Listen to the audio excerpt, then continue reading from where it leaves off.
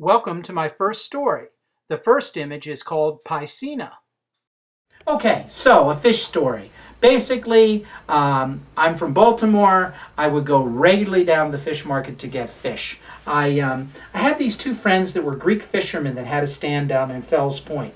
And I said to them, look, if you ever get anything that I can afford really, really big, give me a call. So I'd pretty well forgotten about it. And a couple of weeks down the line, 4 o'clock in the morning is when the boats come in.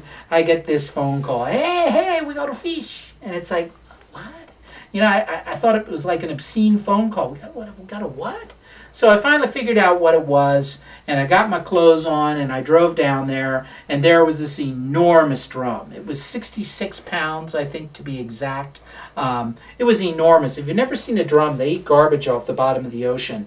They're very, very cool. They have what looks almost like a set of human teeth. Anyway, I got down there, I got this thing, I brought it home.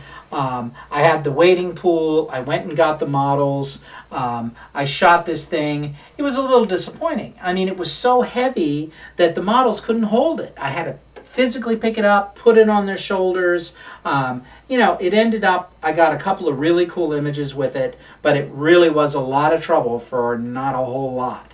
Anyway, you know, I was exhausted, probably finished 2, 3 in the morning, took them home, and at that point I lived in a one-room kind of studio apartment. There's that big giant like pool with this dead floating fish in it. The smell was so intense that finally, come about 3 o'clock in the morning, even though I'd been warned by the landlord and all my neighbors, never go in the alley at night. I lived off of Utah Place, which was a questionable neighborhood, I guess, at the time. So anyway, I went back there. I had to literally sling this thing in 2 big garbage bags tied with duct tape and rope, and it was pouring rain. So I've got this thing over my shoulder. I'm coming down. I go into the alley, and all of a sudden, here comes this guy up the alley. It's like, okay, you asked for it. You're going to get rolled. So anyway, I was nervous. I got kind of like it fell off my shoulder, and it slid feet across the wet brick.